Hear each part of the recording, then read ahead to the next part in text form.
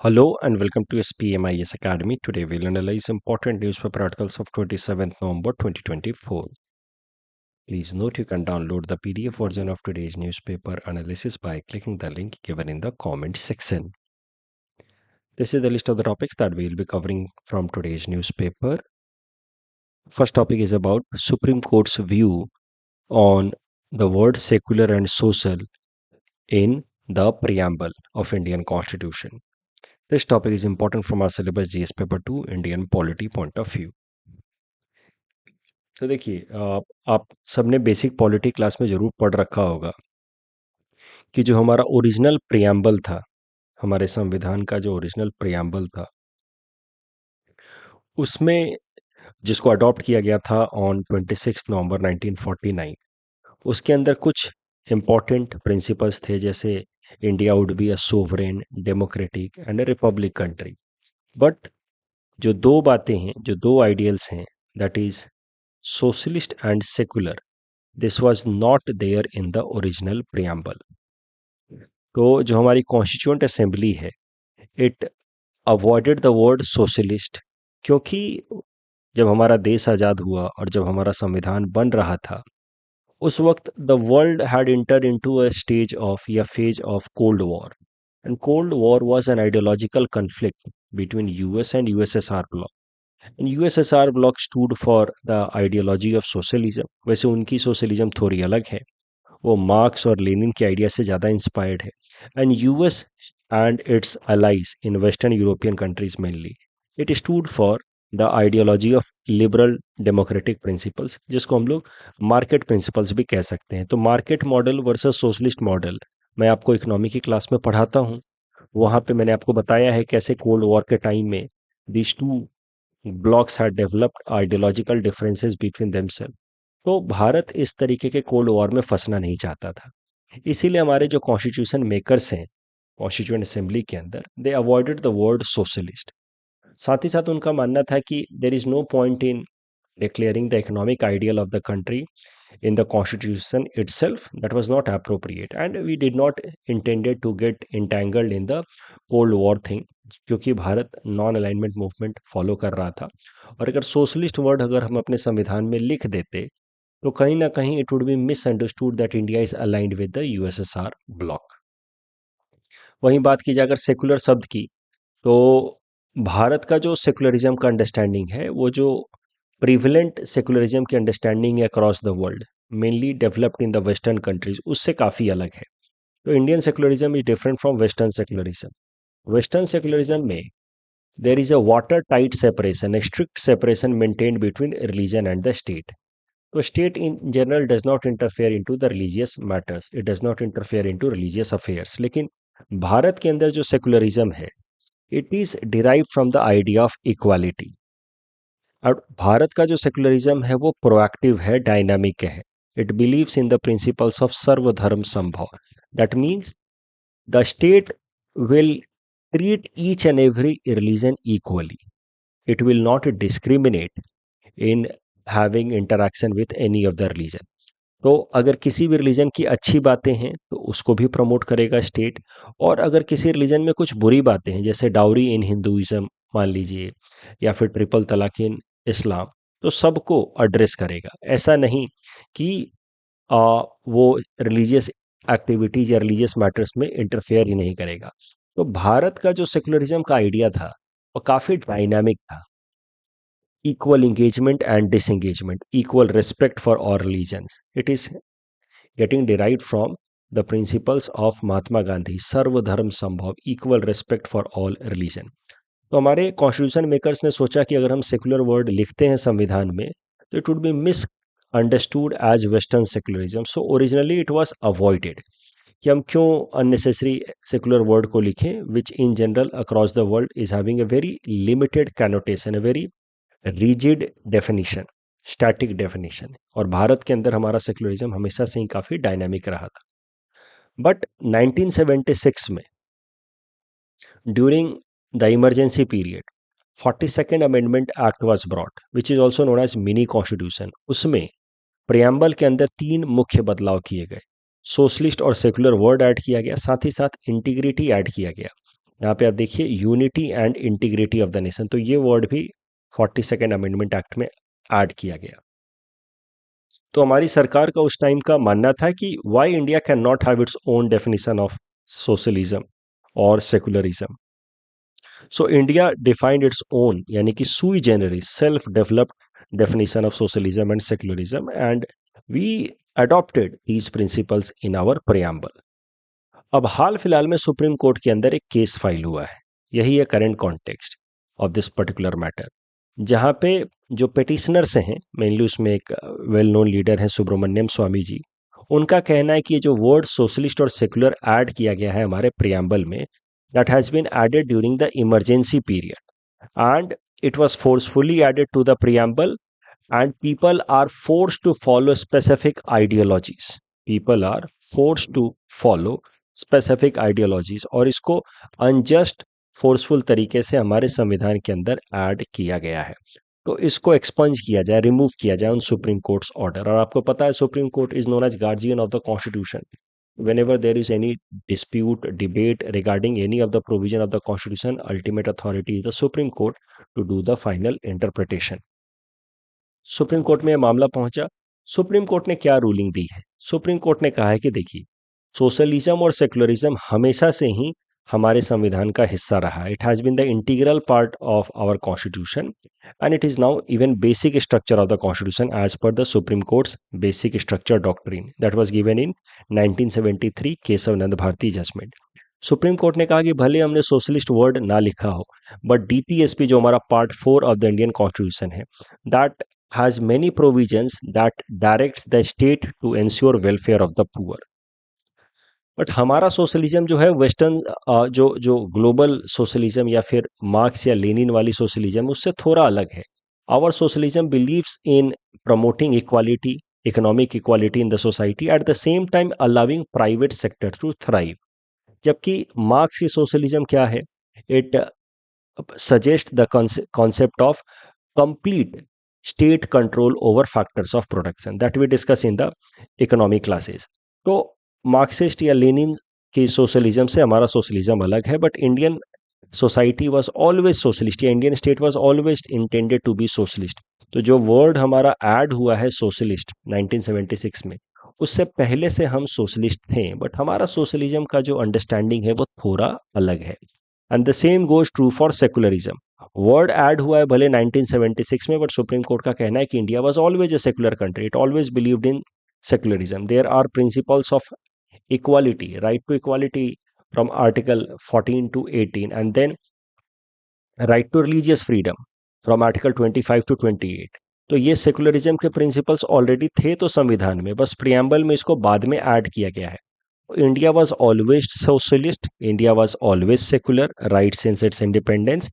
So the words were added later, but that does not bring any fundamental change in functioning of the state, and that is why Supreme Court rejected the petition कि ऐसा कोई नहीं है कि ये ज़बरदस्ती ये provisions add किए गए हैं और ज़बरदस्ती भारत को सोशलिस्ट और सेकुलर बनाया जा रहा है। ऐसा कुछ भी नहीं है। भारत पहले से सोशलिस्ट और सेकुलर था, भले वो वर्ड्स ऐड ना किए गए हों इन एक्सप्लिसिट मैनर। अच्छा, सुप्रीम कोर्ट ने साथ ही साथ ये भी कहा कि जो प्रियम्बल है that is a living document. Living document means it can be amended by the parliament from time to time as and when need arises. Supreme court judgment on preamble in the past, तो वो भी जरा देखते हैं, इसी article में बताया गया है। आपको वैसे तो पॉलिटी क्लास में सिखाया जाता ही होगा। तो सुप्रीम कोर्ट ने बेरूबारी केस इन 1960 में कहा था कि preamble was not part of the constitution, but बाद में सुप्रीम कोर्ट ने अपने इस डिसीजन को चेंज किया in Kesavananda Bharati judgment 1973, जहां पे सुप्रीम कोर्ट ने कहा कि preamble is part of the constitution and it can also be subjected to amendment. इस टॉपिक डिस्कशन के बेसिस पे ये प्रीलिम्स प्रैक्टिस क्वेश्चन हमने आपको दे रखा है। Please attempt this question and submit answer in the comment section. The next article is about women in constituent assembly. This topic is important from our syllabus GS paper 2 Indian polity point of view, especially sub segment making of Indian constitution. ये बहुत अच्छा article है, सीधा सीधा इस पर प्रश्न आ सकता है, नहीं तो ऐसे राइटिंग में या फिर जीएस पेपर 1 इंडियन सोसाइटी में इसका इस्तेमाल आप कर सकते हैं विमेन इश्यूज में। देखिए, ऐसा प्रश्न आ सकता है ना कि विमेन कौन कौन सी थी कॉन्स्टिट्यूएंट असेंबली में और उनका क्या कंट्रीब्यूशन रहा है संविधान के बनाने में। तो देखते हैं, ये जो इंडियन एक्सप्रेस का आर्टिकल है वो कहता है कि on the occasion of constitution day that is 26 नवंबर, हमारी प्रेसिडेंट द्रौपदी मुर्मू जी ने देश को संबोधित करते हुए जो स्पीच दिया उसमें उन्होंने हाईलाइट किया the contribution of women in constituent assembly. उन्होंने क्या कंट्रीब्यूट किया है।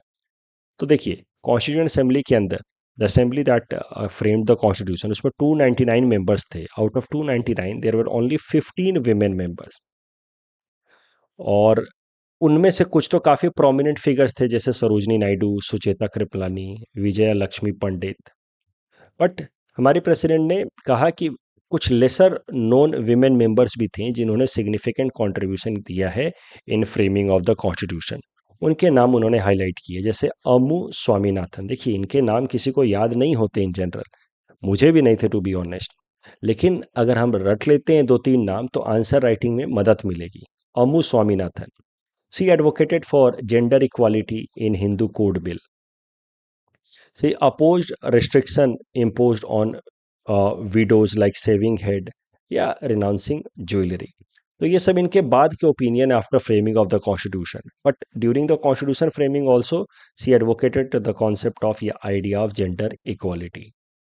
Any Mascarene, she advocated during the constitution assembly only. She advocated for a strong center, but at the same time there should be some autonomy to the local government। तो जो जाकर के 73rd amendment act में adopt किया गया, that was suggested by Annie Mascarene during the time of framing of the constitution only. Begum Qudsia Aizaz Rasul, she was the only Muslim women in constituent assembly.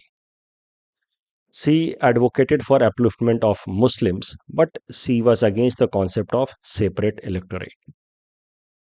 दक्षयानी Velayudhan, first Dalit women graduate in science, and she opposed separate electorate but fought for Dalit upliftment. Renuka Ray, she worked on ideas like divorce या inheritance rights of women, जैसे कि जो parental property होती है उसमें women का भी अधिकार होना चाहिए। इन आइडियाज को उन्होंने सपोर्ट किया। She opposed women reservation in legislature, जो अब जाकर के कानून के तौर पे ला दिया गया है, उसको उन्होंने अपोज किया था during the post-independence time. She said कि it would be a kind of insult to women intelligence कि they cannot make to the assembly on their own abilities. So there should not be a reservation for women.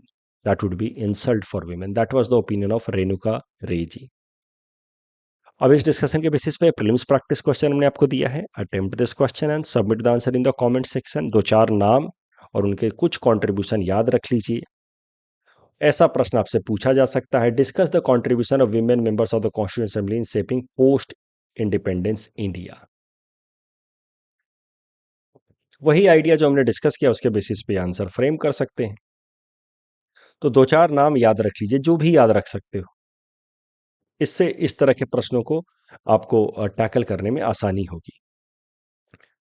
National milk day, this topic is important from our syllabus GS paper 3 Indian economy point of view. तो 26 नवंबर national constitution day तो है ही, ये national milk day की भी तरह celebrate किया जाता है हमारे देश के अंदर। This is birth anniversary of doctor Verghese Kurien, who is also known as father of white revolution, is also known as milk man of India. और वर्गीज कुरियन साहब के कंट्रीब्यूशन का ही नतीजा आप कह सकते हैं कि आज के टाइम में भारत दुनिया का सबसे बड़ा मिल्क प्रोड्यूसर कंट्री है and 25% of global milk is produced in India only. Bharat सबसे ज्यादा मिल्क प्रोड्यूस करता है, followed by US and then China. अगर डॉक्टर वर्गीज कुरियन साहब के अर्ली वर्क की बात की जाए तो he started from Anand district in Gujarat. वहां पे क्या था कि एक मिल्क कोऑपरेटिव सोसाइटी थी जिसका नाम था Kaira district cooperative milk producer union, that was run by Tribhuvandas Patel ji. But ये जो मिल्क कोऑपरेटिव का कॉन्सेप्ट मैंने कल ही आपको सिखाया, कि जहाँ पे फार्मर्स मिल करके कलेक्टिव तरीके से प्रोड्यूस करते हैं और प्रोडक्ट को बेचते हैं मार्केट में, ब्रांडिंग करते हैं, मार्केटिंग करते हैं और बेचते हैं, और जो पैसा आता है, इनकम आता है, वो फिर फेयर तरीके से, डेमोक्रेटिक तरीके से फार्मर्स के बीच में डिस्ट्रीब्यूट होता है। बट ये जो मिल्क कोऑपरेटिव सोसाइटी थी Kaira district cooperative milk producers union, it faced a tough competition from private dairy जिसका नाम था पोल्सन डेयरी, और उसका सॉर्ट ऑफ मोनोपोली था उस मार्केट में, और इस कारण से जो मिल्क कोऑपरेटिव्स के फार्मर्स थे उनको खास फायदा नहीं होता था, because the Polson dairy had a control over the market, monopoly. तो फिर Kaira district cooperative milk producer union को ज्वाइन किया वर्गीज कुरियन साहब ने। तो वहां से आप कह सकते हैं कि वर्गीज कुरियन साहब ने काम करना शुरू किया in the field of milk sector. और ये कायरा कोऑपरेटिव, इसका नाम बदल करके रखा गया Amul Anand milk union limited from the Anand district of Gujarat. और डॉक्टर कुरियन साहब ने अमूल को बहुत सक्सेसफुल बनाया, उसको ऐसे रिस्ट्रक्चर किया, उसकी ब्रांडिंग और उसका प्रोडक्शन और स्टैंडर्डाइजेशन ऑफ द प्रोडक्ट ऐसे किया कि Amul became very successful. Amul became a kind of model for dairy cooperatives across the country. जब अमूल इतना सक्सेसफुल हो गया, अलग अलग तरह के प्रोसेस्ड मिल्क प्रोडक्ट्स भी बनाने लगा, तो भारत सरकार को ख्याल आया कि क्यों ना अमूल जैसा ही मिल्क कोऑपरेटिव भारत के दूसरे हिस्सों में बनवाया जाए। इससे क्या होगा कि मिल्क प्रोडक्शन भी बढ़ेगा और फार्मर्स की इनकम, जो एग्रीकल्चर के अलावा मिल्क प्रोड्यूसिंग एक्टिविटी में लगे, उनकी इनकम भी बढ़ेगी। तो इससे डबल फायदा होगा, पॉवर्टी भी कम होगी। तो इस आइडिया से गाइडेड होकर के अमूल को मॉडल बना करके फिर भारत सरकार ने बनाया एक board, national dairy development board, जिसको काम दिया कि पूरे भारत में अमूल जैसी आप मिल्क कोऑपरेटिव्स बनाएं। नेशनल डेयरी डेवलपमेंट बोर्ड 1970 में बनाई गई और इसके चेयरमैन बने डॉक्टर वर्गीज कुरियन साहब। और नेशनल डेयरी डेवलपमेंट बोर्ड ने एक प्रोजेक्ट लॉन्च किया, ऑपरेशन फ्लड, जिसका मकसद था पूरे देश भर में मिल्क प्रोडक्शन को इंक्रीज करना in line with the Amul milk cooperative. तो भारत के अलग अलग हिस्सों में मिल्क कोऑपरेटिव्स बनाए गए, इंक्लूडिंग असम, जो वमूल है, जो पूर्वी ब्रांड नाम से मिल्क बेचता है, वो भी बनाया गया नेशनल डेयरी डेवलपमेंट बोर्ड द्वारा इन 1976। इस तरीके से भारत के अलग अलग हिस्सों में कोऑपरेटिव मिल्क कोऑपरेटिव सोसाइटीज बनाई गई। जैसे दिल्ली और आसपास के रीजन में आज के टाइम में मदर डेयरी है, बिहार और आसपास के रीजन में सुधा डेयरी है। इस तरीके से भारत के अलग अलग हिस्सों में मिल्क कोऑपरेटिव सोसाइटीज बनाई गई, which became very successful. Farmers की इनकम बढ़ी तो फार्मर्स ने अपने कैटल्स में और ज़्यादा फोकस किया, इन्वेस्टमेंट किया, तो कैटल्स भी हेल्दी हुए और ज़्यादा प्रोडक्टिव हुए। और इस तरीके से एक वर्चुअस साइकिल शुरू हो गया। And that operation flood started by national dairy development board became very successful. It made India world's largest milk producer, and that is the reason why operation flood is also known as revolution, क्रांति, white revolution, milk की क्रांति। इस discussion के basis पे prelims practice question हमने आपको दे रखा है। Please attempt this question and submit the answer in the comment section. The next article is about Gopal तथ्य app. This topic is important from our syllabus GS paper 5 Assam economy point of view.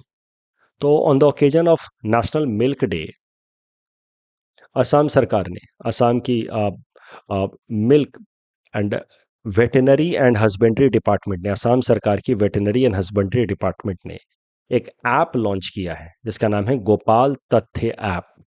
इस गोपाल तथ्य app की मदद से farmers और अलग अलग तरह के कैटल ब्रीडर्स को एडवाइस, इंफॉर्मेशन दी जाएगी विथ रिस्पेक्ट टू better या standard way to manage their cattle in order to enhance their productivity.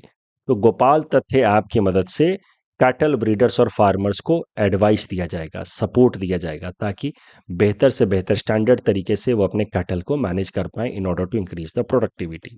Gopal तथ्य app will provide information in Assamese, Hindi and English. इस ऐप को डेवलप किया है रेडकॉन्स टेक्नोलॉजी ने for Assam government's veterinary and husbandry department. इस app की मदद से जो यूजर है वो लॉगिन करके अपने एनिमल्स का डिटेल फिल कर सकता है, साथ ही साथ can track the end manage animal breeding record. तो अपने एनिमल का इंफॉर्मेशन फीड करता रहेगा, उससे उसका एनिमल का, उसका जो भी कैटल है उसका ट्रैक रिकॉर्ड वहाँ पे फीड होता रहेगा। वो पूरे स्टेट भर में मिल्क प्रोडक्शन का डेटा वो देख सकता है कि कहाँ पे कितना मिल्क प्रोड्यूसर हो रहा है। कोई कंप्लेन है, कोई प्रॉब्लम है, तो वो कंप्लेन भी रजिस्टर कर सकता है with help of this Gopal तथ्य app. The basis of this discussion we have given you this practice question. Please attempt this question and submit the answer in the comment section. Next article is about GI tag to Mising community handloom product. This topic is important from our syllabus GS paper 5 Assam issues point of view. तो Mising community, Assam की Mising community के handloom products को GI tag दिया गया है हाल फिलहाल में। So this GI tag recognizes the unique cultural and traditional significance of missing communities handloom product. ये जो GI टैग दिया गया है, that has been officially presented to Institute of Handicraft Development IHD, क्योंकि इसी एजेंसी ने मिसिंग कम्युनिटी के handloom products के GI टैग के लिए अप्लाई किया था। IHD एक नॉन प्रॉफिट ऑर्गेनाइजेशन है जिसको साल 2002 में बनाया गया था। It is headquartered in Golaghat, Assam. ये असम के जो हैंडीक्राफ्ट आर्टिसंस हैं उनको डेवलप करने में मदद करता है, उनको मार्केटिंग सपोर्ट देता है, अलग अलग जगहों पे एग्जीबिशन लगवाने में मदद करता है। IHD institute of handicraft development का एक और मेजर अचीवमेंट रहा है। This institution only started the application process for GI tag of SMEs Gamosa in 2017. इस डिस्कशन के बेसिस पे प्रीलिम्स प्रैक्टिस क्वेश्चन हमने आपको दे रखा है। Please attempt this question and submit the answer in the comment section. कल जो हमने आपको प्रैक्टिस क्वेश्चन दिया था उसका आंसर देख लेते हैं। तो सबसे पहले तो लाला लाजपत राय जी की डेथ हुई, फिर उसके बाद Saunders murder by Bhagat Singh and his associates, फिर हुआ पूर्ण स्वराज रिजोल्यूशन 26 जनवरी 1930 को, and then Dandi march on 12 March 1930। Correct answer would be 1 2 4 3। Evaluate the following statements about cooperatives in India. तो इसमें बस दूसरा स्टेटमेंट गलत है, cooperatives are in state list. तो ये स्टेटमेंट यहाँ पे गलत हो जाता है। It is not in concurrent list, it is in state list. Gelephu mindfulness city, दोनों स्टेटमेंट सही है, सीधा सीधा जो डिस्कशन किया था उसी से निकाल करके दिया है। वन नेशन वन सब्सक्रिप्शन, सीधा सिंपल सा सवाल है, answer would be option B. यहाँ पे the correct answer would be कि Atal innovation mission has been launched by NITI Aayog, not by ministry of education. इसलिए पहला स्टेटमेंट गलत है, दूसरा सही है। मेष टेलीस्कोप को लेकर के अगेन दोनों स्टेटमेंट सही हैं। So that's all from our side for today. Thanks for watching.